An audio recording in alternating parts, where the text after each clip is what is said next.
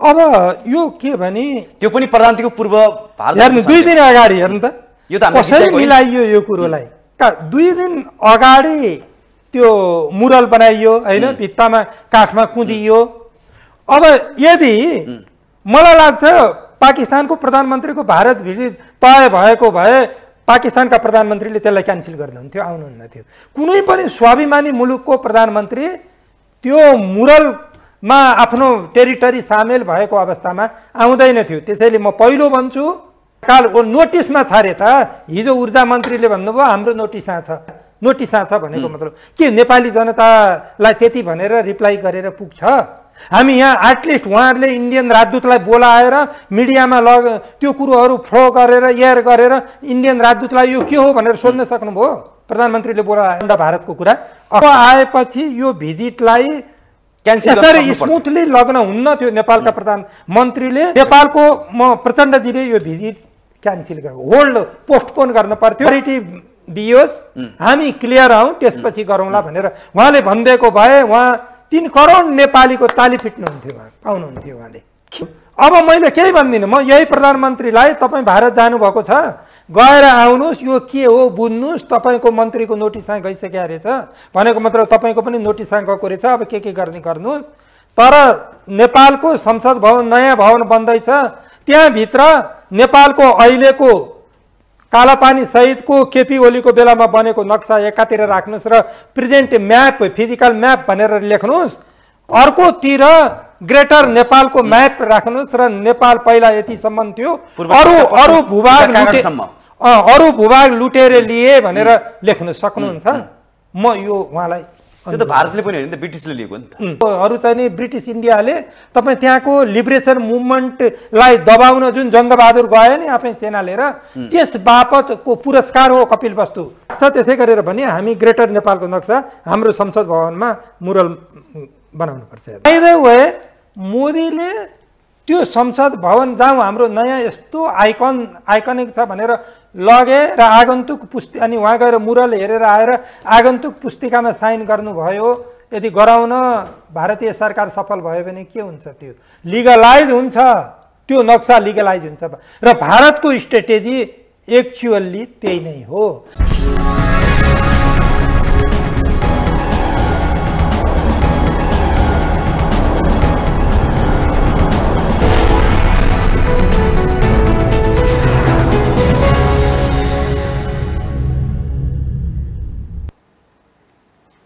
दर्शकबिन नमस्कार स्वागत छ कार्यक्रम माउन्टेन संवाद आजको माउन्टेन संवादमा परराष्ट्रविद परराष्ट्र मामिलाका जानकारसँग संवाद गर्छौं योगेन्द्र ढकालसँग आजको संवादमा प्रधानमन्त्री पुष्पकमल दाहाल प्रचण्डको भारत भ्रमणमा रहेर हामी संवाद गर्नेछौं आज प्रधानमन्त्री पुष्पकमल दाहाल 4 दिने भ्रमणमा भारत जाँदै हुनुहुन्छ यो भ्रमणलाई कसरी हेर्ने त र यो भ्रमणको औचित्य कसरी पुष्टि हुन्छ हामी यो पाठमा संवाद बहस गर्नेछौं यदि केही संवादलाई आधार मान्ने हो भने यो भ्रमणमा जलविद्युत व्यापार पारवहन लगायत केही विषयमा संवाद बहस हुने भन्ने पाइरहेको छ तर पटक पटक नेपालबाट भारत भ्रमण हुन्छन् तर खासै अर्थपूर्ण बन्दैनन् भन्ने हो भने तर हरेक भ्रमणलाई प्रधानमन्त्रीले मन्त्रीहरूले निकै नै अर्थपूर्ण रहेको संवाद गर्छन् तर देश र राज्यको लागि कहिले पनि भएन किन हुन सकेन र यो भ्रमणलाई कसरी औचित्य पुष्टि गर्ने त कसरी यो भ्रमण बन्नुपर्छ कसरी सफल हुन सक्छ हामी यो पाठमा संवाद बहस गर्छौं किनकि भारतसँग धेरै विषयमा हाम्रो समतामूलक सम्बन्ध पनि छ समान सम्बन्धहरू छन् र त्यसैगरी विभिन्न समस्या जटिलताहरू पनि भारतसँग जोडिएका छन् रिपुलेगी लगायत कयौं ठाउँमा विवाद छ अहिले पनि सीमा विवादहरू लगायत अन्य कुराहरूमा पनि असहमति छ यी पाठहरूमा कसरी संवाद होला कसरी संवाद गर्नुपर्छ र लामो समयदेखि यी पाठहरूले किन निकास पाएन आज हामी यो पाठमा संवाद बहस गर्नेछौं त्यसैगरी प्रबुद्ध समूहको प्रतिवेदन भारतले किन बुझ्न मानेको छैन किन अध्ययन गर्न मानेको छैन हामी यो पाठमा संवाद गर्छौं समग्र विषय वस्तुमा रहेर संवाद गर्छौं र परराष्ट्र नीतिमा नेपाल कहाँ छ कुन अवस्थामा छ हामी समग्र एकै पाठमा संवाद बहस गर्छौं बहस गर्नको लागि अब भने आजको संवादमा आजको यो विशेष संवादमा जोड्न चाहन्छु परराष्ट्र मामिलाका जानकार योगेन्द्र ढकाललाई तपाईलाई स्वागत छ धन्यवाद अब संवाद गरौँ आज प्रधानमन्त्री पुष्पकमल दाहाल प्रचण्डको भारत भ्रमणलाई कसरी हेर्न सकिन्छ।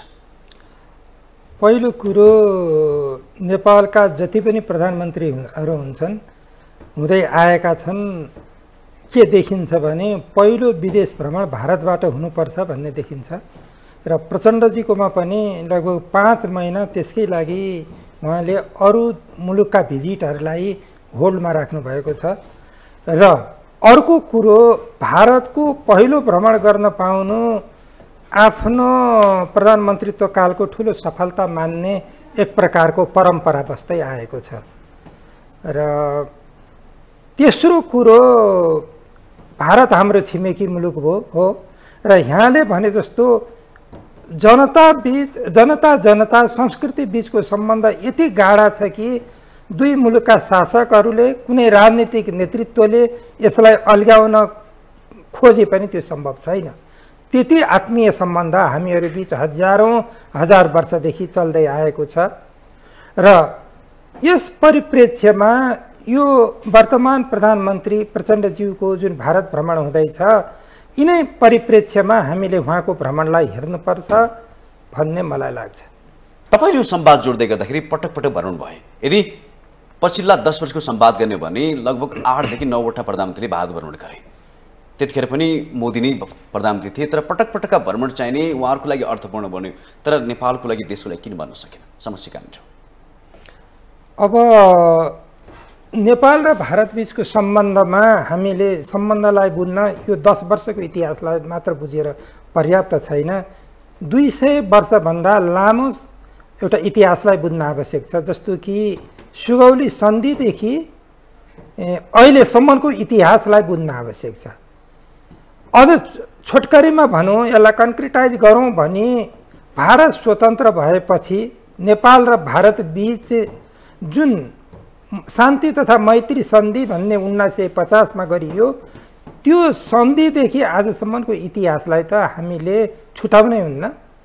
र मेरो भनाइको अर्थ के भने नेपाललाई भारतले कहिले पनि एउटा स्वतन्त्र राष्ट्रको रूपमा हेरेको छैन। हामी दुई मुलुकहरू बीच भएका सन्धि, सम्झौता, एड मेमोराए आदि इत्यादि जति पनि अध्ययन गर्छौँ त्यहाँ नेपालको शाब्दिक रूपमा काहीँ स्वतन्त्र राष्ट्र हो भन्ने कुरा उल्लेख गरिए पनि उसका सबै हात खुट्टा बाँधिएका छन्। जस्तो भन्नुहोस्, नेपाली सेनालाई केही हतियार आवश्यक पर्यो भने त्यो इन्डियासित सहमति हामीले लिनुपर्ने हुन्छ, इन्डियाबाट ल्याउनु पर्ने हुन्छ या इन्डियाको सहमतिबाट मात्रै थर्ड कन्ट्रीबाट ल्याउनु पर्ने हुन्छ। त्यो सुगौली सन्धिमा व्याख्या गरिएको छ। त्यो कुरो एड मेमोराएमा क्लियरली लेखिएको छ। नेपाल एड मेमोराए जुन 65 मा भयो, त्यसबाट नेपाल चाहिँ नि भारतको सुरक्षा छातामा नि जान्छ। यसको परिणाम 88-89 तिर तत्कालीन राजा महेन्द्रले चीनबाट हतियारहरू ल्याउने जुन एउटा काम गर्नुभयो, त्यही इस्युलाई लिएर भारत रुष्ट भयो र नेपालमा आर्थिक नाकाबन्दी लगाइदियो। अहिले पनि भनौँ न, अब अहिले चाहिने सहयोगमा निर्माण हुने कुनै बाटो घाटो प्रोजेक्ट छ भने त्यहाँ बारुद प्रयोग गर्न पर्यो भने इन्डियाले दिँदैन त्यही पनि। अब त्यो नेपाली सेना र हामीलाई सहयोग दिने राष्ट्रबीचको सम्बन्धको कुरा हो नि। त्यो भारत त्यसमा आएर टाँसिन पर्ने, हस्तक्षेप गर्नुपर्ने आवश्यकता छैन। आवश्यकता छैन होइन कि त्यो गलत हुन्छ। अब अहिले भन्नुहोस्, नेपाली सेनाले केही हतियार ल्याउन लाग्छ भन्ने कुरो उठिरहेछ न्युज मार्केटमा। अब मलाई त्यसबारे थाहा छैन, मैले बुझेको छैन, थाहा छैन। अब नेपाली हेडक्वार्टर जङ्गी अड्डाबाट त्यो यस्तो अहिले केही छैन भन्ने कुरो उल्लेख गरेको छ। यदि ल्याउन नै लागेको भए पनि त्यो कुरो यसरी जुन मिडियामा उठेको छ त्यसका पछाडि अप्रत्यक्ष रूपमा भारतीय हात रहेको हुन्छ। उसलाई त्यो कुरो मन पर्दैन। त्यसले गर्दा भनाइको मतलब अब यो जुन 1950 को सन्धिदेखि आजसम्मको हिस्ट्री भनेको नेपाल चाहिँ नि भारतको प्रोटेक्टोरेट हो, ऊ भुटान जस्तो गरेर बस्न पर्छ भन्ने उसको एउटा आशय छ। हेर्नुहोस्, भारतको त्यो कुरो विगतका राजाहरूले, खास गरेर महेन्द्रले यो कुरोलाई उल्ट्याउने काम गरे। पछि वीरेन्द्रले आफ्नो पिताजीको त्यो लाइनलाई कन्टिन्यू गरे। यसको अर्थ तत्कालीन राजाहरूले भारतसित दुश्मनी गरे भन्ने होइन। उनीहरूको अन्तर्राष्ट्रिय सम्बन्ध मा एउटा डिप्लोमेटिक आर्ट यति स्किलफुल थियो कि गर्विलो थियो स्किलफुल थियो कि उनीहरूले भारतसित पनि खास सम्बन्ध नबिगारिकन अरू मुलुकहरूसित सम्बन्ध एउटा निर्माण गरे विस्तार गरे त्यसको लागि पहिलो कुरो आफूमा नेसनल स्ट्यान्ड हुनुपर्छ हेर्नुहोस् त्यो राजाहरुमा थियो हो त्यो राजाहरुमा देखियो खास गरेर म महेन्द्रकोमा वीरेन्द्रकोमा भन्छु अब अहिलेका नेताहरू यहाँले भने जस्तो 10 वर्षसम्म 9-10 वटा प्रधानमन्त्री गएर आए यी भिजिटको 5 वर्षदेखि हेर्नुस् त नेपालको वर्तमान प्रधानमन्त्री कसरी कुरेर सास यहाँ आए पनि उहाँले यमराजलाई बाबु पर्खी म भारत गएर आउँछु अनि लगलास भनेर भन्ने अवस्थामा प्रधानमन्त्री बस्नु भएको छ त्यो जगजाहेर छ त्यो कुरो मैले दोहोर्याएको मात्रै हो यो कुरा त्यो अवस्थामा इन्डियाले आफ्नो इन्ट्रेस्ट साध्ने पुरा चाहिँ नि गर्दै जाने भिजिटमा नेपालको केही पनि नहुने त्यति बेला हुने कमिटमेन्टहरू दुईटा प्रधानमन्त्री बीच हुने भएका कमिटमेन्टहरू कति प्रतिशत इम्प्लिमेन्ट भएका छन् भन्नुस् त मटेरियलाइज भएका छन् तपाईले प्रश्न गर्नु यो पार्टमा त्यसले गर्दा मेरो भनाइ के भने हाम्रो जुन स्थिति छ त्यो नेसनल स्ट्यान्ड नेपालका पोलिटिकल लिडरहरुमा भएन मैले एउटै मान्छेमा त्यो नेसनल स्ट्यान्ड देखेँ त्यो नेसनल स्ट्यान्ड केपी ओलीमा देखेँ त्यति बेलाको प्रधानमन्त्री तत्कालीन प्रधानमन्त्री केपी ओलीमा त्यो नेसनल स्ट्यान्ड देखेँ भारतले जुन आर्थिक नाकाबन्दी लगायो त्यो आर्थिक नाकाबन्दी लगाएपछि केपी ओलीको प्रधानमन्त्रीत्वको सरकार नेकपाले के गर्दियो भने ट्रेड डाइभर्सिफाई गर्दियो इन्डियासितको सम्बन्धलाई बढायो र केही दशकभित्र एउटा त्यसको विकल्प दियो हेर्नुहोस् हामी इन्डियामाथि मात्र आश्रित हुन पर्दैन हामीलाई कसैले त्यसरी आफ्नो आश्रित एउटा चल्लाको रूपमा हेर्न पर्दैन भन्ने कुरा एउटा चुनौती दियो त्यसपछि गएर के गर्नुभयो तत्कालीन प्रधानमन्त्री केपी ओलीले एउटा गौरव गर्न लायक कुरा भने कालापानी लिम्पुयाधुरा र लिपु लेक जुन भारतीय नक्सामा त्यति बेला प्रिन्ट गरेर उनीहरूले बाहिर ल्याए त्यो ऐतिहासिक तथ्यले बताउँछ कि त्यो सिधै नेपाली भूभाग हेर्नुहोस् त्यसपछि तत्काल उहाँले एउटा राष्ट्रिय सहमति निर्माण गरेर संविधानमा संशोधन गरेर नक्सामा संशोधन गरेर संसदबाट उहाँले त्यो कुरो पारित गराउनुभयो नेपालको इतिहासमा महेन्द्रको स्ट्यान्ड पछिको त्यस्तो नेसनल स्ट्यान्ड भनेको केपी शर्मा ओली बने केपी ओलीमा मैले त्यस प्रकारको स्ट्यान्ड देखेँ तपाईले यो संवाद जोड्दै गर्दाखेरि यो घटनाले चाहिँ नि भारतका विज्ञहरू चाहिँ के बुझाइरहेछ भने अब चाहिँ नि नेपालसँग चाहिँ नि यो विषय झन् जटिल बन्यो नेपालको सदनबाट पास भएपछि अब लेखको बारेमा संवाद गर्न गाह्रो भयो भन्ने कुरा उहाँहरूको बुझाइरहेछ नि त फेरि निश्चित रूपमा अब यसमा के छ भने त्यति बेलाको परिस्थिति हामी सबैले थाहा छ त्यसपछि इन्डिया कति चिडियो संविधान घोषणाको कुरालाई लिएर अहिलेसम्म उसले वेलकम गरेको छैन हेर्नुहोस् हाम्रो संविधानलाई त्यसपछिकै हो नाकाबन्दी पनि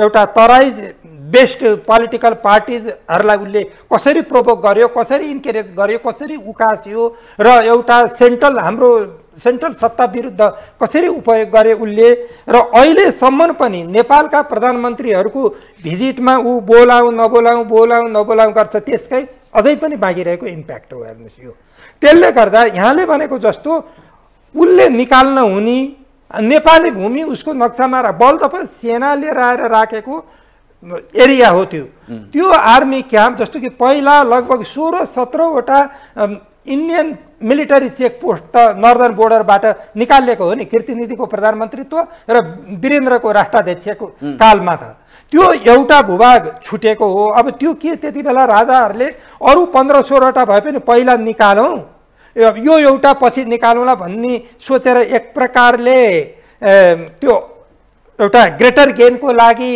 स्मलर एउटा उसलाई चाहिँ नि उहाँहरूले इग्नोर गरेको हो कि त्यो थाहा छैन अथवा उहाँहरू बिचकै अन्त ठिक छ त्यो 15-16 वटा हामी छोडिदिन्छौँ तर यो चाहिँ नि हामी छोड्दैनौँ नि भनेर इन्डियन सत्तारूढहरूले भनेर राजाहरूले आँखा चिम्लेको हो कि त्यसबारे मलाई कुनै फ्याक्टको जानकारी छैन त्यसैले त्यसबारे म बोल्न चाहन्न तर यो कुरो त त्यो अहिले दाबी गरिएको कुरा हो यहाँले भनेको जस्तो तर 15-16 वटा मिलिटरी चेक पोस्ट नर्दर्न बोर्डरबाट हटाइएको कुरा त यथार्थ हो नि त्यो प्रमाण छैन त्यो त यथार्थ चिज हो भनेपछि त्यसलाई हामीले उपलब्धिको रूपमा हेर्नुपर्छ जुन कुरो भेग छ जुन कुरो पर्दा पछाडि कसैले भएको कुरोमा तर्क गर्छ त्यसमाथि त्यसरी विश्वास गर्ने आधार रहन्न भारतका विज्ञहरू र परराष्ट्रविदहरूको संवाद सुन्यो भने नेपालसँग प्रमाण के छ भने उहाँहरू चाहिँ नि खुलेआम बोलिरहेका छन् अहिले संवादमा अब नेपालका चाहिँ नेताहरूको पनि संवाद त्यति स्पष्ट देखिँदैन।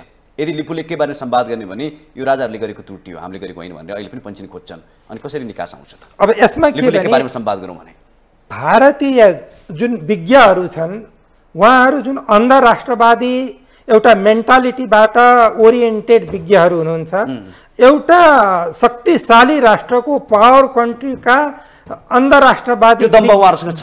विज्ञहरूबाट यस प्रकारको दाबी गरिनुमा मलाई अन्यथा लाग्दैन, खेदजनक नै हो। तर हामीसित म भन्छु हामीसित यथेष्ट प्रमाण छ। यहाँले भनेको जस्तो ती प्रमाणहरूलाई सशक्त रूपमा युएनमा राख्न पर्यो, इन्टरनेसनल फोरममा राख्न पर्यो। अब यो चाहिँ नि यहाँका नेताहरूले गर्न सकिरहेको छैनन्। हेर्नुहोस्, यहाँको नेताहरू पनि समस्या देखियो, यो हामीले गरेको होइन, यो त राजाहरूले गरेको होइन, यो पुरै गलत चिज हो। ठिक छ, राजाहरूले राम्रो काम गरेका थिए।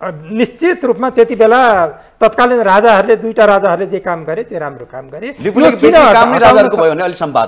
यो पनि हटाउन सक्नु पर्थ्यो, किन सकेनन्? अब म तथ्यहरू हेर्दैछु, अहिले त्यसबारे म कुनै निष्कर्षमा पुगेको छैन। त्यसो तपाईँको अध्ययन अझै बाँकी छ भनौँ। छ, त्यो एउटा इस्युमा। तर भारतका पक्षहरूको पाटो हेर्ने हो भने हामी यो लिपुलेख छोड्दैनौँ भन्ने उहाँहरूको एउटै धारणा मात्रै। अब यसको रिजनमा जानुपर्छ क्या, उसले किन यो छोड्दैन भन्ने कुरोलाई स्ट्रेटेजिक पोइन्ट हो त्यो। हजुर, तपाईँ यो जुन तीनटा ठाउँ छ, कालापानी, लिम्पियाधुरा र लिपुलेख, त्यहाँ मिलिटरी बेस राख्दाखेरि चाइनालाई, पुरै तिब्बतलाई मोनिटर गर्न मिल्छ। हेर्नुहोस्, त्यहाँबाट भोलि चाइनासितको वारमा त्यो चाहिँ नि पोइन्ट, स्ट्रेटेजिक पोइन्ट हुन्छ र साह्रै भाइटल पोइन्ट हुन्छ। त्यसैले त्यो उसले पनि छोड्न चाहन्न। अब योसित जोडिएको कुरा अर्को के हो भने, त्यहाँ अहिलेसम्म अमेरिकाले क्लियरली त्यसबारे भनेको मलाई कतै त्यो थाहा छैन उसको स्टेटमेन्टहरू। तर पनि जस्तो हामी देख्छौँ नि, आखिर तिब्बतलाई स्प्लिट गराउन भारत अमेरिकाहरू लागिरहेछन्, वेस्टर्नहरू लागिरहेछन्, र चाइनाको राइजिङ सिचुएसनलाई रोक्नको निम्ति ब्लक गर्न अमेरिका आज इन्डो पेसिफिक स्ट्रेटेजी जस्तो स्ट्रेटेजी लिएर आएको छ र नेपालमा एमसिसी जस्तो एउटा अग्रिमेन्ट गराएर आफ्नो प्रवेशलाई सजिलो बनाएको छ। त्यसै गरेर एसपिपी मार्फत ऊ नेपालमा विभिन्न नामबाट आफ्ना सेनाहरूलाई गराउन चाहन्छ र नेपालको नर्दर्न बोर्डरतिर उसका विभिन्न एक्टिभिटिजहरू गुम्बाहरूबाट अगाडि बढिरहेका छन्। त्यो कुरा पहिला खम्पा विद्रोहको बेलामा पनि त्यसै गरेर बढाइएको थियो र त्यो कुरो फेरि अगाडि बढ्दै गइरहेको छ। र अहिले जति पनि चिज आएको छ, अमेरिकी स्ट्रेटेजी, हाम्रो यस क्षेत्रकोमा अमेरिकी स्ट्रेटेजीको फोकल पोइन्ट भनेको चाइनालाई कसरी कमजोर बनाउने र नेपाली भूमि प्रयोग गरेर चीन विरोधी गतिविधि कसरी अगाडि बढाउन सकिन्छ, सकभर तिब्बत स्प्लिट गर्ने, आवश्यक पर्यो भने नेपाली लाइनबाट उसले चीनलाई अट्याकसम्म गर्ने, त्यस प्रकारको स्ट्रेटेजीमा ऊ इन्डियासित अलायन्स गरेर यो मामलामा यहाँ आएको छ। यो स्ट्रेटेजीको लागि यो क्षेत्र इन्डियाको लागि मात्र होइन, अमेरिकाको लागि पनि साह्रै महत्त्वपूर्ण छ यो क्षेत्र।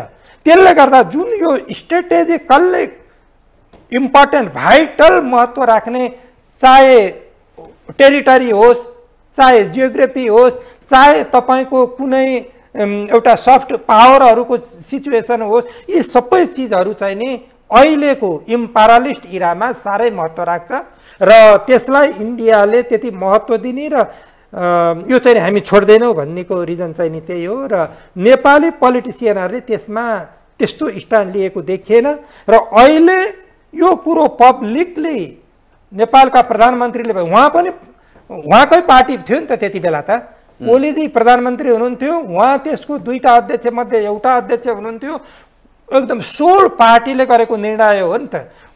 पार्टीको गभर्मेन्टले सोल र राष्ट्रिय सहमतिबाट भएको कुरो हो। यो कुरोलाई अहिले मोदीसितको भिजिटमा नेपाली जनताले प्रष्ट रूपबाट देख्ने गरेर दिल्लीको प्रेस कन्फरेन्समा उहाँले त्यो भन्न संवाद गर्न सक्नुपर्छ, उहाँले यो इस्यु रेज गर्न सक्नुपर्छ र उहाँले जोइन्ट कमिनाकमा केही चिजहरू राख्न सक्नुपर्छ।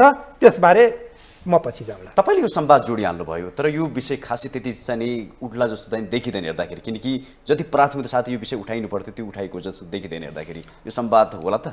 अब हेर्नुहोस्, पहिलो त हामी के भने, तपाईँ मेरो आम जनताको चाहना यही हो, यो विषयमा संवाद उठ्नुपर्छ भन्ने, तर प्रधानमन्त्रीको यो कार्य विषयमा चाहिँ परेको छैन ती हेर्दाखेरि। अब हेर्नुहोस्, अब पहिलो कुरो अहिलेको असन्तुलित विश्वमा एउटा युनिपोलार विश्व हो। हेर्नुहोस्, युनिपोलार कुन अर्थमा भने अब अमेरिका सोल सुपर पावर मात्रै हो, उसको अगाडि सबैले घुँडा टेकेका छन् भन्ने अर्थमा होइन, सिस्टम वाइज यो क्यापिटालिस्ट वर्ल्ड अर्डर हो। हेर्नुहोस्, अहिलेको विश्वको पुँजीवादी विश्व व्यवस्था हो। यहाँ कुनै पहिला स्टालिनको बेलामा जस्तो, माओको बेलामा जस्तो समाजवादी, त्यसको प्यारेललमा समाजवादी व्यवस्था अहिले संसारमा कहीँ पनि छैन। त्यसले गर्दा यस प्रकारको सिस्टम भएको विश्वमा शक्तिशाली र कमजोर राष्ट्र, उसमा पनि एउटा शक्तिशाली राष्ट्रको लागि खुसी बनाएर आफू सत्तामा पुग्न खोज्ने र पुगेपछि टिक्न खोज्ने पोलिटिसियनहरू भएको जुन स्थिति हो, त्यो अवस्थामा भएका मुलुकहरूमा शक्तिशाली राष्ट्रका विरुद्ध कमजोर राष्ट्रको स्ट्यान्ड चाहिँ नि एउटा कमजोर राष्ट्रले स्ट्यान्ड लिएको हामीले देखेका छैनौँ। र नेपालको कन्टेक्स्टमा पनि के हुनुपर्छ, जस्तो हामीले यतिन्जेलको छलफल देख्यौँ, त्यसमा जनता, विज्ञ, पूर्व विदेश मन्त्रीदेखि सबैको इपिजी प्रतिवेदन, काला पानी, सुस्ता आदि इत्यादि सबै सीमा विवाद सबै आछ नि। तपाईँको यो हामीले दिने सुझाव हो सरकारलाई, यो नौलो होइन। हामीले यो नौलो सुझाव दिइराखेका छैनौँ। नेपालका यहाँले भने जस्तो 9-10वटा प्रधानमन्त्री जाँदा धेरै पटक सबै यिनै सुझावहरू, कुनै नयाँ भएको इस्यु इपिजी पछि आयो भनौँ, नत्र सबै इस्युहरू त्यही नै हो। हेर्नुहोस्, 1950 देखि 1950 को सन्धि रिभ्यू गरौँ, खारिज गरौँ र नयाँ आधारमा नयाँ सन्धिले 1950 को सन्धि चाहिँ नि रिप्लेस गर्न पर्छ भनेर मैले सुझाव दिन्छु भने अहिलेदेखि होइन नि त।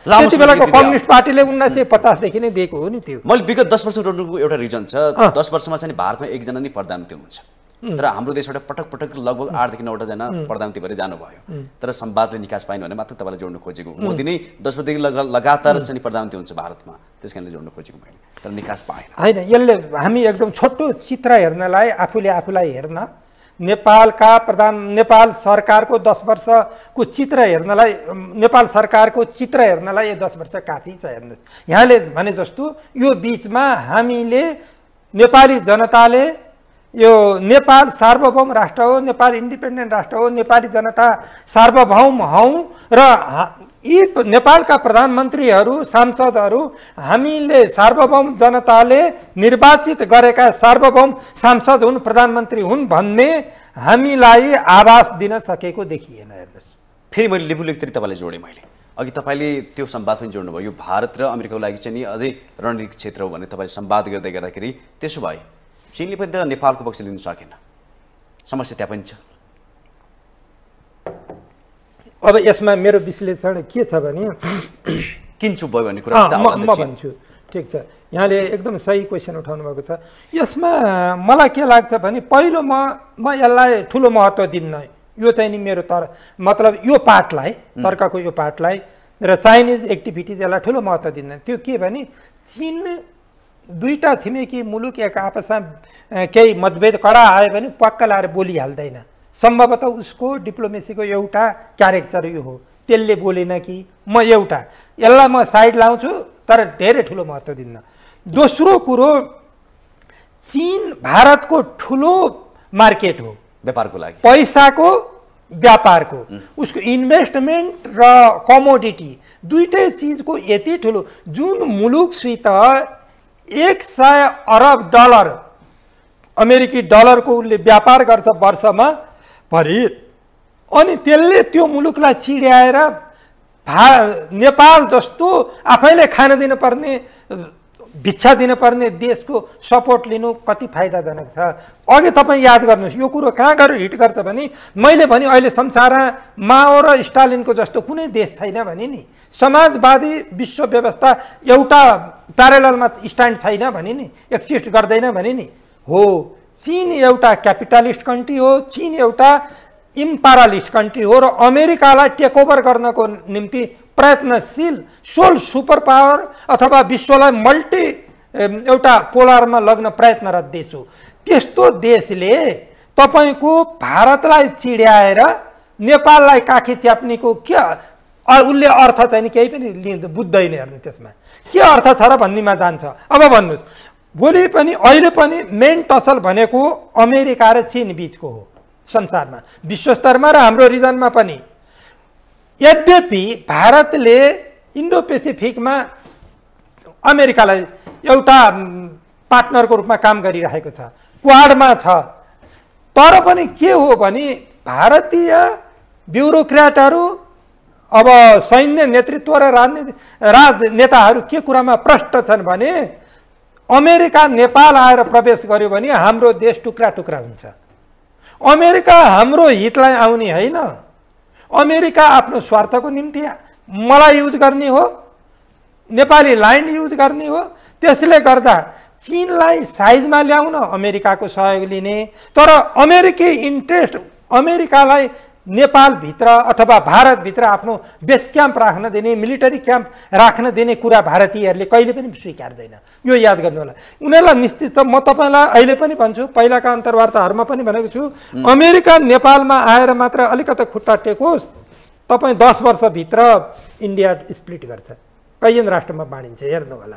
किनकि अब मेरो भनाइको मतलब त्यसले गर्दा जुन यो अमेरिकाप्रति भारतको शङ्का, अब त्यो अवस्थामा त्यो कुरो अमेरिकाले पनि त्यो कुरो चीनले बुझिरहेछ। भनेको मतलब चीन कुन स्ट्रेटेजीमा छ भने चीन अरू जस्तो उत्ताउलो डिप्लोमेसी गर्दैन क्या, ऊ अन्डर करेन्टको डिप्लोमेसी गर्छ, जसको एउटा मेटिक ऊ चाहिँ नि मिनिङ चाहिँ नि धेरै पछि मात्रै थाहा, समय आएपछि मात्रै थाहा हुन्छ। उसले चाहिँ के गर्छ भने अहिले भारत अमेरिकी लबीमा गए पनि ऊ बिस्तारै फेरि इन्डिया चाहिँ नि अमेरिकासित यो कुरामा अवेर छ। यो कुरामा अवेर छ भनेको उसले घाँटी नै मिलाउने छैन। अनि आखिर यो कुराबाट उसलाई बचाउने त मै हुने भन्ने छ उसलाई।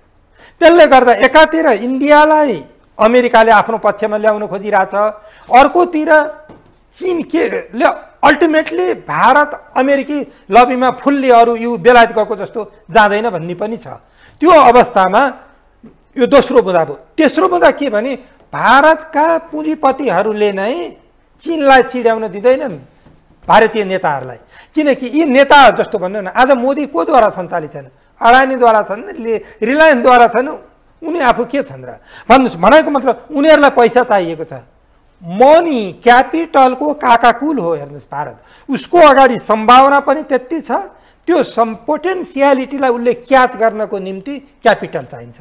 अहिले संसारमा सबभन्दा कम ब्याजमा र जति चाहियो उति इन्भेस्ट गर्न सक्ने चाइना मात्रै हो हेर्नु। अमेरिकाले त अर्काको पैसामा उसको देशमा गएर लड्ने हो, उसले त कहीँ पनि पैसा दिँदैन वास्तवमा भन्नु। त्यसले गर्दा यो विभिन्न रिजन छन् र चीन र भारतबीच तपाईँ त्यहाँ त्यत्रो टसलहरू भए केही वर्ष अगाडि आन्तरिक रूपमा उनीहरू बीच वार्ता भइरहेको छ, कुरा भइराखेको छ। अब हेर्नुहोस् त मैले हेरेको थिएँ, अब चीन र भारत चाहिँ नि भाइ भाइ होइन, चाइनिज सामान चाहिँदैन भनेर जुन टी सर्ट लगाएर जुलुस निकालेका थिए कोरोनाको बेलामा, त्यो मेड इन चाइनाको टी सर्ट रहेछ हेर्नुहोस्। त्यो पनि त्यो पनि इन्डियाको ट्रेनको जुन एउटा नेटवर्किङको इलेक्ट्रिफिकेसन नेटवर्किङ छ त्यो चाइनिज सफ्टवेयरमा डिपेन्डेन्ट छ। त्यस्तो त्यति मात्र होइन, यति त्यहाँको इन्फ्रास्ट्रक्चर डेभलपमेन्ट चाइनिज सफ्टवेयरमा डिपेन्डेन्ट छ कि इन्डिया त्यसबाट पर गयो भने त्यो धेरै महँगो पर्छ।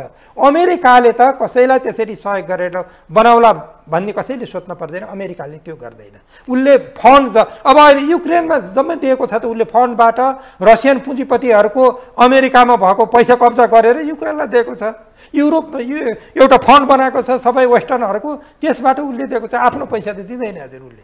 त्यसले गर्दा मलाई के लाग्छ भने यो नेपालका जो कतिपय आफूलाई प्रो चाइनिज हुँ भन्ने राजनीतिक दलहरू नेताहरू छन् नि, उनीहरू चीनको सपोर्ट गरेर भारतको विरोध गरेपछि हामी पूर्ण रूपमा सुरक्षित छौँ भन्ने जुन सोच्नु भए हुन्छ उहाँहरूले गलत सोच्नु भएको छ। र चीनले नेपाललाई अहिलेको पुँजीवादी चीनले पैसा चिनेको चीनले आफ्नो सामान बेच्न मजबुर चीनले भारतलाई चिड्याएर नेपाललाई खुसी पार्दैन। त्यो कुरो त त्यो त्रिदेशीय बिन्दुमा जाने मानस सरोवर जाने बाटो बनाउँदा नेपालसित एक वचन नसोधेको होइन भन्नुहोस् त। त्यो पनि स्पष्ट छ। त्यो क्लियर छ। अर्को कुरो कोरोना कालको यसमा कोरोनाको बहानामा यद्यपि उसको सुरक्षा रणनीति होला केही, उसले वेस्टर्नहरूको केही एक्टिभिटी देख्यो होला, मेनिपुलेट गर्छ कि तिब्बत भन्ने पनि सोच्यो होला, तर एक प्रकारले अघोषित नाकाबन्दी लगाएको होइन रे चाइनाले। त्यो कुरो त हामीले बुझ्न पर्यो नि त। सामान्य हामीले पो बुझ्नु सकेन त्यो कुरो, हामीले बुझ्न सकेन। अघोषित नाकाबन्दी हो त्यो भनेको। मतलब इन्डियासित उसको अब कोरोनाको बेलामा उसको पहिलाको 80-85 अरब डलरबाट 100 मा पुग्यो, 64बाट 96 मा पुग्यो। यसरी जम्प गर्दै गएको छ चीनको व्यापार चाहिँ नि इन्डियासित। भनेको मतलब त्यो market capital plus commodity market उसले गुमाउँदैन। उसले नगुमाउने भनेको नेपाललाई एउटा उसले जुन हदसम्म त्यो नगुम्ने हदसम्मको सहयोग गर्छ, काखी च्याप्ने काम गर्छ, त्यसपछि त्यो गर्दैन। अब जहाँसम्म BRI-बाट बाटोको कुरा छ, अब उसको लागि सबैभन्दा सजिलो एक्सेस भनेकै, सबभन्दा नजिकको एक्सेस भनेकै यही हो। उसले ट्राई गर्छ, त्यसबाट अब हामीले पनि काफी बेनिफिटहरू लिन सक्छौँ। अब त्यसमा अब वेस्टर्नहरूको दबावमा नेपालका अहिलेका सरकारहरूले BRI-लाई साइडमा। यो संवाद लिपुलेबाट यो संवाद जोडिएको थियो। मैले फेरि पनि जोडिहालेँ लिपुलेको बारेमा संवाद, जुन खालको हामीले आशा गरेका छौँ यो पाटोमा संवाद होस् भने। सबैको सुझाव सल्लाह पनि छ, पार्टीको पनि सुझाव सल्लाह छ यही पाटोमा। तर लामो पर्खाइपछि चाहिँ नि भारत भ्रमण चाहिँ प्रधानमन्त्री दाहाल प्रचण्ड जाँदै हुन्छ। भारतले धेरै समय रोक्यो, हामीले धेरै पटक घोषणा गऱ्यौँ प्रधानमन्त्री भारत जाँदै हुन्छ भनेर। यो विषय उड्ला कि नउड्ला, के लाग्छ? अब यो भनेको BRI होइन टोटल बुझेँ मैले। अब पहिलो कुरो हामी उसको कार्यक्रम भारतीय पेचिलो विषय पनि यही त हो नि। अब भारतीय पक्षले कार्यक्रम घोषणा गरेछ हिजो, मैले बिहान मात्रै हेरेँ। अब त्यो कार्यक्रम यति हल्का छ कि तपाईँको प्रधानमन्त्री भएर त्यो टाइपको कार्यक्रममा त जानु कि नजानु भन्ने जस्तो पो लाग्यो ताले मलाई त। त्यो पनि धेरै पर्खाइपछि हो नि, धेरै पर्खाइपछि। अब तपाईँ यही उसा जाने हो भने जस्तो सबैभन्दा अहिलेको प्रधानमन्त्रीले यदि जनतालाई अलिकति केही फिल गराउने हो भने नि, म केही छोटोमा केही सुझाव राख्छु अनि त्योसँगै म जोडेर लाग्छु। यो हुन्छ हुन्न भन्ने एउटा सबैको हामी नेपाली जनताको माग के हो भने, र म पनि त्यसमा आफूलाई जोड्न चाहन्छु, EPG-को प्रतिवेदन दुईटाले बुझ्नको लागि हाम्रो प्रधानमन्त्रीले मोदीजीसित, भारतका प्रधानमन्त्रीसित कुरा गर्नु पर्यो। त्यो कुरो कोठाभित्र भएको छ भनेर भएन, यहाँ आएर हामीले पनि थाहा पाउनु पर्यो एउटा। दोस्रो, कालापानी लिपुलेक जुन यो लिम्पियाधुराको हाम्रो नक्साको कुरो छ, प्रधानमन्त्रीले भन्नुपर्छ तपाईँहरूले आफ्नो नक्सा करेक्सन गर्नुहोस्, हामी के प्रमाण चाहिन्छ तपाईँहरूलाई प्रमाण दिन्छौँ। ल तपाईँहरूको र हाम्रो टिम बनाएर त्यसमा अनुसन्धान गरौँ, हामी प्रमाण जुटाउन तयार छौँ भनेर उहाँले बोल्डली भन्न पर्यो। 2 बुँदा सुस्ता लगायत 60,000 भन्दा बढी हाम्रो चाहिँ नि के छ भने सिमाना मिचिएको छ, ठाउँ मिचिएको, पूर्वदेखि पश्चिमसम्म मिचिएको छ। यो कुरोलाई उहाँले उठाउनु पर्छ र उठाएर मात्र मैले उठाएँ भनेर यहाँ आएर भनेर हुन्न, एयरपोर्टमा झरेर त्यो हामीले थाहा पाउनु पर्यो। अब कसरी हामीले थाहा पाउने भने कसरी भने मोदी रिसाए, जोइन्ट कम्युनिकै जारी गरेनन् भने ए प्रचण्डजीले केही उठाउनु भएछ भनेर चाहिँ नि अलिअलि शङ्का गर्न सक्छ। भारतका सञ्चार मिडियाहरू पनि आउनु पर्यो संवाद। यो कुरा नेपालका प्रधानमन्त्रीले उठाउनु भयो भनेर आउनु पर्यो नि त, सबैले जानकारी हुनु पर्यो, क्लियरली आउनु पर्यो। दोस्रो कुरो, हाम्रो जुन यो खुला सीमा छ नि हजुर, यो खुला सीमाको असर त दुईटै मुलुकलाई छैन। जस्तो भारतको अस्ति अमृत के समथिङ एकजना खालिस्तानको लिडर चाहिँ नि नेपाल पसे भनेर हल्ला गुल्ला गरे, नेपाल सरकारको तर्फबाट, नेपाल प्रहरीको तर्फबाट होइन भनियो, तर उताबाट मान्छे खोज्न पठाइयो, सारा गर्यो। जुन यस प्रकारको उताबाट यता आउने, यताबाट उनीहरूको नेसनल इन्ट्रेस्टभन्दा बाहिरका मान्छे कुनै थर्ड कन्ट्रीबाट आएर छिर्ने जुन समस्या छ, यो ओपन बोर्डरको समस्या हो। यसले हामीलाई पनि उत्तिकै सताएको छ, उनीहरूलाई पनि उत्तिकै सताएको छ। त अहिले जुन आतंकवादीहरूको खतरा बढ्दै गएको अवस्थामा यो बोर्डर इस्युलाई, ओपन बोर्डरलाई रेगुलेट गर्न पर्यो र नेपाली उता जाँदा पनि भारतीयहरू यता आउँदा पनि रिकर्ड राख्ने व्यवस्था। ठिक छ, अहिले भिजा सिस्टम नगरौँला, तर पनि कुनै रिकर्ड राख्ने सिस्टम चाहिँ नि सामान्य परिचय पत्र जे गर्ने हो त्यो दुईटा मुलुक बसेर त्यो कुरो यसरी हामी यो समस्या समाधान गरौँ। यो पनि त फेरि विगतकै सम्झौतामा झाला नि त कुरा त गरौँ भनेर प्रधानमन्त्रीले भन्नुपर्ने हुन्छ। हेर्नुहोस्, अब दोस्रो कुरो के भने एयर राउट्स हेर्नुहोस्। अब नेपालको एकातिर चन्द्र निगाहपुर अब कसले बनाउनु दिएको छैन म जान्दिनँ। चन्द्र निगाहपुरमा हाम्रो इन्टरनेसनल एयरपोर्ट बनेपछि एयर राउट चाहिँ नि नेपाली आकाशले इन्टरनेसनल एयर राउटमा इन्टर गर्न सक्छ घुमाएर, प्लेन घुमाएर। अब त्यो बन्न दिएको छैन, कसले बन्न दिएको छैन मलाई थाहा छैन। तर के भने हामीलाई सिमरा रुट मात्रै इन्डियाले अलाउ गरिरहेछ। अब यतापट्टि हाम्रो 2टा एयरपोर्ट बनेको छ, त्यो एयरपोर्टबाट हाम्रा प्राइभेट एयरलाइन्सहरूले भारतका सहरहरूमा धार्मिक एउटा टुरिज्मको लागि फ्लाइटलाई अनुमति दिन पर्यो भन्दा दिएको छैन र अरू रुटहरू कुनै पनि भारतले हामीलाई अनुमति दिएको छैन। यसको लागि 2टा जुन एयरपोर्ट छ, किनकि पोखरा एयरपोर्ट प्रचण्डजीकै पहल कदमीमा बनेको छ। यदि त्यो अहिले कोल्यास भयो, कुनै रिजनले रुट नपाएर भने के भइदिन्छ भने तपाईँ प्रचण्डजीले त्यसको भारी बोक्नु पर्ने हुन्छ। भैरवाकोमा पनि उहाँको ठुलो योगदान छ। भैरवा कोल्यास हुने अवस्थामा पुगिसक्यो। त्यसले गर्दा भारतमा त्यहाँबाट रुट परमिट दिने प्राइभेट एयरलाइन्सहरूलाई पनि त्यो र अरू नयाँ रुटहरू दिनको लागि प्रधानमन्त्रीज्यूले भारतका प्रधानमन्त्रीसित एकदम सार्थक वार्ता गर्नुपर्ने हुन्छ। अर्को यो अखण्ड भारतको नक्सा हेर्नुहोस्। अब अहिले संवाद मैले उठाउन खोजिरहेको छु। उठ्छ भने म बोलु के गरौँ, म उठाउँछु। ओके। त्यसले गर्दा यी विभिन्न जस्तो अनि अर्को अब अरू छोडौँ, अरू आउँदै जाला 1950 को सन्धिलाई, किनकि त्यति बेलाको भारत र यति बेलाको नेपाल त फरक हो नि त। त्यो समय आइसक्यो। नयाँ आधारमा नयाँ सन्धि गरौँ, दुई मुलुकबीच शान्ति तथा मैत्री सन्धि गरौँ, त्यसपछि गएर पुरानो सन्धिलाई बाई बाई गरिदिउँ। हेर्नुहोस्, हामीले यी कुराहरू उहाँले उठाउन सक्नुपर्छ। भारतीय मिडियाहरू नेगेटिभली आउन्, पोजिटिभली आउन्, एग्रेसिभली आउन्, उनीहरूको मिडिया छाउनुपर्छ हाम्रो प्रधानमन्त्रीकोले। त्यसले हाम्रो छातीलाई फुलाउने छ र हाम्रो शिरलाई गौरव दिनेछ। यो चासोको विषय हाम्रो नेपालको लागि भयो, भारतको चासोको विषय नै होइन।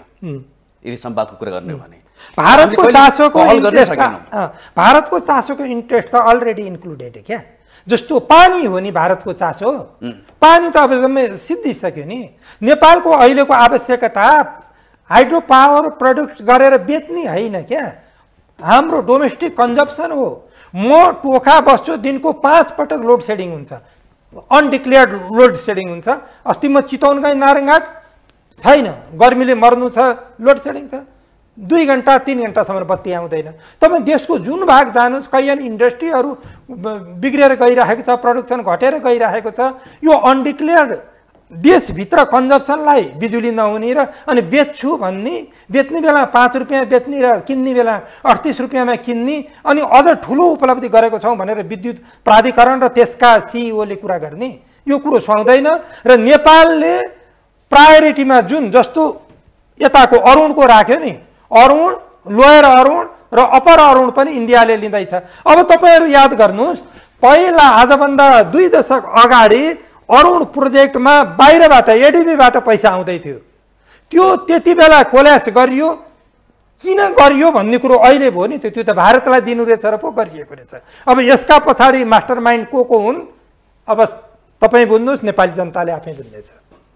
समस्या पटक थपिँदै जान्छ, निकास कहिले पनि पाउँदैन। पटक भारत भ्रमण गर्नुपर्ने पहिलो पटक प्रधानमन्त्री भएपछि समस्या बढ्दा बढ्दै हामी लिपुलेककै समस्या बोलिरहेका, तपाईँले अरू समस्या पनि जोडिहाल्नु भयो। अब समस्या यहाँ मात्र रहेन, तपाईँले अघि जोड्नु पनि खोज्दै हुनुहुन्थ्यो।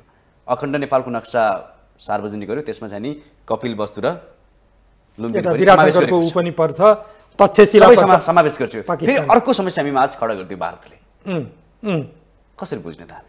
अब यो के भने त्यो पनि प्रधानमन्त्रीको पूर्व भारत 2 दिन अगाडि हेर्नु त, यो त कसरी मिलाइयो यो कुरोलाई? के त त्याग्न सक्नु पर्थ्यो भारत भ्रमणलाई? अब 2टा कुरो यसमा। म पहिलो कुरो त के भन्छु, नेपालका 2 दिन अगाडि त्यो मुरल बनाइयो होइन, भित्तामा काठमा कुदियो। अब यदि मलाई लाग्छ पाकिस्तानको प्रधानमन्त्रीको भारत भिजिट तय भएको भए पाकिस्तानका प्रधानमन्त्रीले त्यसलाई क्यान्सल गर्नुहुन्थ्यो, आउनुहुन्न थियो। कुनै पनि स्वाभिमानी मुलुकको प्रधानमन्त्री त्यो मुरलमा आफ्नो टेरिटरी सामेल भएको अवस्थामा आउँदैन थियो। त्यसैले म पहिलो भन्छु। तर यो बारेमा सरकार बोलेकै छैन।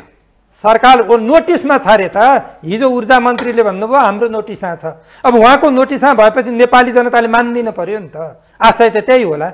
नोटिस आछ भनेको मतलब के नेपाली जनतालाई त्यति भनेर रिप्लाई गरेर पुग्छ?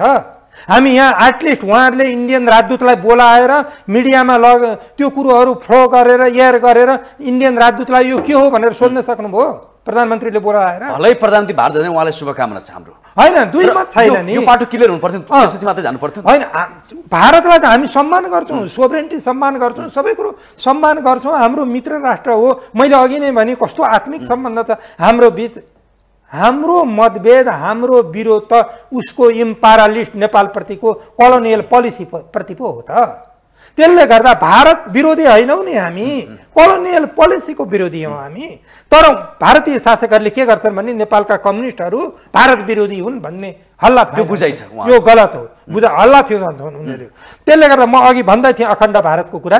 अखण्ड भारतको नक्सा गलत कुरा हो र पहिलो कुरो यो आएपछि यो भिजिटलाई यसरी स्मुथली लग्न हुन्न थियो। नेपालका प्रधानमन्त्रीले जानी प्रधानमन्त्रीकै 2 दिन अगाडि गरियो। अनि नेपालको म प्रचण्डजीले यो भिजिट क्यान्सल गर्यो, होल्ड पोस्टपोन गर्न पर्थ्यो। परराष्ट्रमन्त्रीलाई पठाउन सक्नु पर्यो। यसमा क्ल्यारिटी दियोस्, हामी क्लियर हौँ, त्यसपछि गरौँला भनेर उहाँले भनिदिएको भए उहाँ 3 करोड नेपालीको ताली पिट्नुहुन्थ्यो, पाउनुहुन्थ्यो उहाँले। किन सम्भव भएन? नम्बर 1। अब नम्बर 2, अब इन्डियनहरूले विभिन्न तर्क वितर्क गरेका छन्। पहिलाको अवस्थाको भन्ने तर्क वितर्क आदि इत्यादि गरेका छन्। थाइल्यान्डसम्मको चाहिँ समेट्न खोज्नु भएको छ, छन् काल्पनिक। त्यसमा त नेपालले पनि गर्नु पाउला। अब म भन्दैछु, अब मैले केही भन्दिनँ। म यही प्रधानमन्त्रीलाई तपाईँ भारत जानुभएको छ, गएर आउनुहोस्, यो के हो बुझ्नुहोस्, तपाईँको मन्त्रीको नोटिसमा गइसक्यो रहेछ भनेको मतलब तपाईँको पनि नोटिसमा गएको रहेछ, अब के गर्ने गर्नुहोस्। तर नेपालको संसद भवन नयाँ भवन बन्दैछ, त्यहाँभित्र नेपालको अहिलेको कालापानी सहितको केपी ओलीको बेलामा बनेको नक्सा एकातिर राख्नुहोस् र प्रेजेन्ट म्याप, फिजिकल म्याप भनेर लेख्नुहोस्। अर्कोतिर ग्रेटर नेपालको म्याप राख्नुहोस् र नेपाल पहिला यतिसम्म थियो, अरू भूभाग लुटेर लिए भनेर लेख्न सक्नुहुन्छ। म यो उहाँलाई त्यो त भारतले पनि होइन नि त, ब्रिटिसले लिएको नि त। ब्रिटिसले लियो म माने।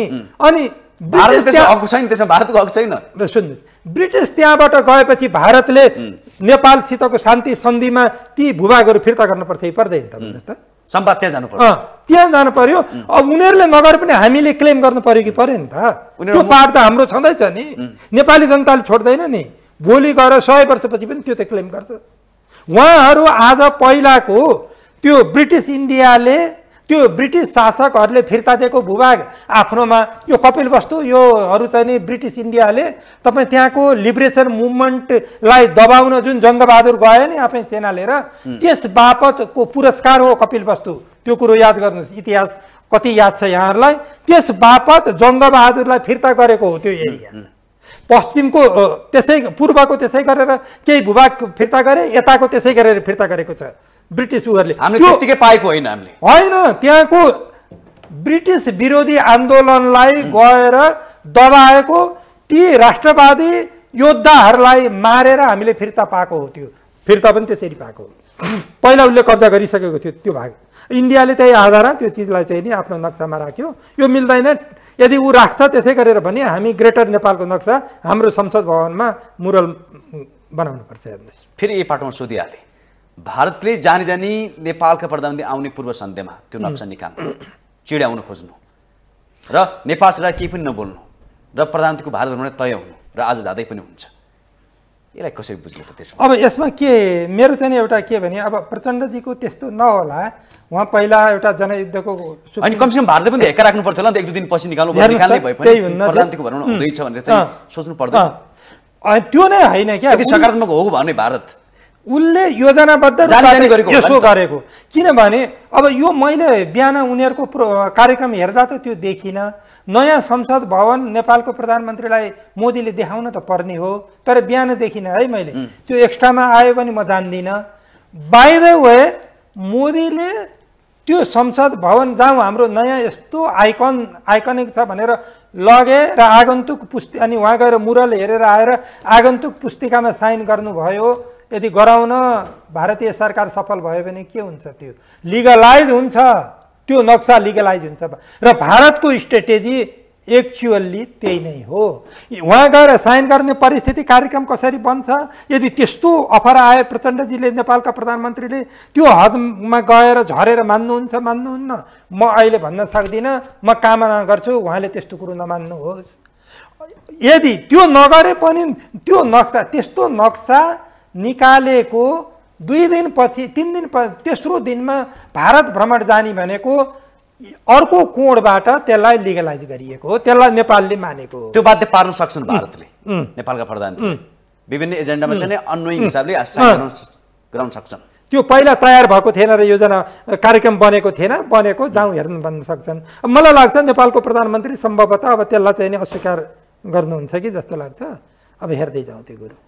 तर पनि भिजिट आफैमा लिगलाइज गर्ने स्ट्रेटेजीबाट प्रचण्डको भिजिटको 2 दिन अगाडि त्यो जुन नक्सा बाहिर निस्क्यो आयो, त्यसको चाहिँ नि इन्डियन गभर्मेन्ट एउटा रुलिङ पार्टीको स्ट्रेटेजी भनेको त्यही नै हो। अब अर्को कुरो हामी धर्मनिरपेक्ष हौँ, भारत धर्मनिरपेक्ष हो नि, तपाईँ त्यो नक्साको स्वरूप हेर्नुहोस् त, धर्मनिरपेक्ष नै होइन नि, सबै धर्मको त त्यहाँ त अस्तित्व गायब गरिएको छ र हिन्दू राज्यको रूपमा हिन्दू अधिराज्य बनाइयो। अस्तिको त्यो संसद भवन उद्घाटनपछि हेर्नुहोस् त नेपालमा राजाले बोकेको, बेलायतमा राजाले त्यो राजदण्ड बोकेको त थाहा थियो, अब त मोदी बोक्ने, त्यहाँ मोदी राजदण्ड बोक्ने हेर्नुहोस्।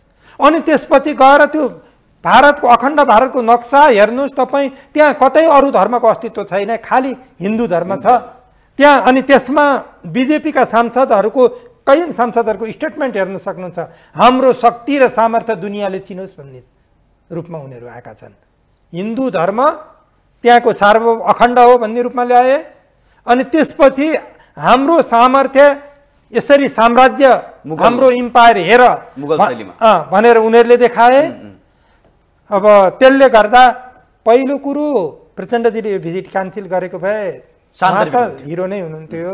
अब गर्नु भएन, किन गर्नु सकेन, किन गर्नु सकेन होइन, अब संवाद हो नि त होइन, यो पुरै नेसनल इन्डिपेन्डेन्ससित जोडिएको कुरा हो। यसलाई भारतीय शासकहरूले हामीले पुरानो नक्सा यो अर्थमा भनेर एक्सक्युज गर्न सकिँदैन, एक्सक्युज हुँदा पनि हुँदैन। प्रधानमन्त्री पुष्पकमल दाहाल प्रचण्डले चाहिँ चीनको चाहिँ निमन्त्रणालाई अस्वीकार गरेर भारत जाँदै हुन्छ। तर भारतको पूर्व सन्धिको यो भ्रमणको पूर्व सन्धिमा भारतले जानी त्यो नक्सा निकालेको स्ट्रेटेजिकल्ली उसले यो गरेको हो। अब उहाँ जान लाग्नु भएको अर्थ हुन्छ त्यो भ्रमणको, तपाईँ प्रश्न पार्नुहोस्। अब यही एउटै इस्युमा उहाँलाई शुभकामना छ हाम्रो, होइन 2 मात्रै ठुलो अपेक्षा छ हाम्रो। अब यही एउटै इस्युमा अहिले अब मैले आफ्नो इच्छा प्रकट गरेँ तपाईँहरूको मार्फतबाट कि उहाँले यो भिजिट क्यान्सल गर्न पर्थ्यो। ल अब क्यान्सल गर्न सक्नु भएन, अब त्यहाँ गएर यसलाई अथोराइज गर्ने लिगलाइज गर्ने काम चाहिँ नि नगर्नुहोस्। अब मेरो उहाँलाई यस प्रकारको त्यो हुनु पनि सक्छ, मेरो इच्छा छ र मेरो सुझाव छ मलाई।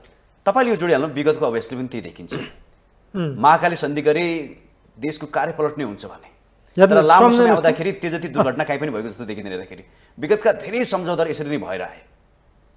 तत्कालीन अवस्थामा चाहिँ नि निकै नै आक्रामक हिसाबले नेपाली नेताहरू नै लागे, तर लङ टर्ममा हेर्दाखेरि ती घाटा भएको जस्तो देखिन्छ। हेर्दाखेरि फेरि यो पनि समस्या आउला कि भन्ने तपाईँले आकलन गरेर जस्तै हुनसक्ने सम्भावना। अब यसमा म यहाँलाई एउटा कुरो, नेपालको पानी र भारतको हाइड्रो पावरको कुरा चाहिँ नि र नेपालका नेता र विद्युत प्राधिकरणको सिइओहरूको हाइड्रो पावर डेभलपमेन्टको कुरामा मैले कुनै तुक देख्दिनँ।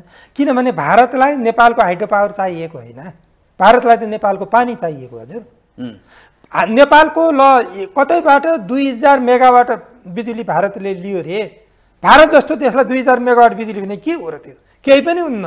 ऊ आफ्नो थर्मल प्लान्टबाट त्यस्ता चिजहरू प्रड्युस गर्छ। हेर्नुहोस्, हाम्रो पानी भनेको उसलाई केही पनि होइन, त्यो एक सुरको पानी मात्र, एक घुड्की पानी हो, त्यो पानी बराबर हुन्छ। अनि उसको लागि नेपालको भाइटल चिज भनेको पानी हो। सिँचाइ इरिगेसन उसको लागि प्रब्लम छ, उसको एउटा इन्टिग्रेटेड प्लानिङ छ। हेर्नुहोस्, त्यहाँको भारतीय भूमिहरू सिँचाइ गर्ने, त्यसको मतलब बुझ्नुहोस्, महाकालीलाई 20औं वर्ष होल्ड गरियो, कुनै केही बनेन, भारतीय भूमि त सिँचाइ भइरहेको छ नि, भएको छैन। ल हेर्नुहोस्, स्ट्रेटेजिकल्ली आफ्नो देशको इन्ट्रेस्ट हेर्ने शासकहरू एकातिर त्यस्ता हुन्छन्, अर्कोतिर हाम्रो मुलुकका शासकहरू यो बनाएपछि नेपाल स्विजरल्यान्ड हुन्छ, सिङ्गापुर हुन्छ भन्ने मन्त्रीहरू अहिले पनि जिउँदै, कतिपय मन्त्री अहिले पनि जिउँदैछन् हेर्नुहोस् त्यति बेलाका। सदनमै छ, सदनमै छन् भनेपछि नेपालको चाहिँ नि के भयो, अब भारतको चाहिँ नि के भयो डिफ्रेन्स त हामी देख्न सक्छौँ नि। अझै पनि गर्व गर्छन् नि उहाँहरू त, अब भनेर गर्व गर्छन्। अब उहाँहरू अरूको इन्ट्रेस्ट पुरा गरिदिएकोमा एउटा सफल क्यारियर भएकोमा किन मान्दो रहेछ तपाईले प्रश्न पार्दिनु। नेपाली जनताको लागि राम्रो गरी, नेपाल राष्ट्रको सोभरेन्टी र नेसनल इन्डिपेन्डेन्स र टेरिटोरियल इन्टिग्रिटीलाई इन्ट्याक्ट गर्नको लागि यो काम गरेँ भनेर गौरव गर्ने स्थिति चाहिँ नि मैले केही देख्दिनँ। अब त्यसो भए अन्त्यमा भलै प्रधानमन्त्री पुष्पकमल दाहाल प्रचण्ड भारत जाँदै हुनुहुन्छ, तपाईँले त भनिसक्नु भयो जुन खालखुसानी पूर्व सन्धिमा देखिएको घटनाक्रम छ यसले चाहिँ त्यति चाँडो त छैन, यसका बावजुद पनि हामीले चाहिँ उहाँलाई शुभकामना दिनैपर्छ। उहाँको भ्रमण कसरी अगाडि बढ्नुपर्छ अन्तिममा? अब उहाँ नेपालको प्रधानमन्त्री हो होइन, नेपाल एउटा सार्वभौम इन्डिपेन्डेन्ट कन्ट्री हो र यस्तो कन्ट्रीको हामीले अहिले यति बेला मलाई व्यक्तिगत रूपबाट यहाँले भनेको जस्तो हो, व्यक्तिगत रूपबाट अथवा म एउटा पार्टीको, प्रचण्डजी अर्को पार्टीको, त्यो आधारमा प्रचण्डजीको भिजिटबारे हामीले कसैले विचार गर्नुहुन्न। उहाँले नेसनल इन्ट्रेस्टमा काम गर्नुहोस् र हाम्रा नेसनल इन्ट्रेस्टमा आघात पर्ने भारतीय गतिविधिहरूका विरुद्धमा नेपालका प्रधानमन्त्री प्रचण्डजीले बलियो स्ट्यान्ड लिन सक्नुहोस्। त्यो कुरो नेपाली जनताले कानले सुन्न पाओस्, मुटुले फिल गर्न पाओस्। मेरो उहाँको बढीभन्दा बढी उहाँको भिजिट चाहिँ नि सक्सेस हो र उहाँको सक्सेस यो कुरामा डिपेन्ड गर्छ कि नेपालको इन्ट्रेस्टको पक्षमा उहाँले स्ट्यान्ड लिनुपर्छ र नेपालको इन्डिपेन्डेन्सीमाथि आघात पर्ने प्रकारका भारतीय गतिविधिहरूका विरुद्धमा उहाँले स्ट्यान्ड लिनुपर्छ। हस्, यो समय संवादको लागि धेरै धेरै धन्यवाद दिदी, बिदा हुन चाहन्छु। नमस्कार। हस् सदैव धन्यवाद दिदी। पक्कै पनि दर्शकबिन जुन खालको संवाद गऱ्यौँ, आजको संवादमा हामी प्रधानमन्त्री पुष्पकमल दाहालको प्रचण्डको यो भ्रमणलाई स्वागत गर्न चाहन्छौँ र उहाँलाई शुभकामना पनि दिन चाहन्छु। भ्रमण साँच्चीकै सार्थकपूर्ण बनोस्, आम जनताको हितमा बनोस् भन्दै आजको संवादबाट म कार्यक्रम सञ्चालक खगेन्द्र विष्ट बिदा हुन चाहन्छु। नमस्कार।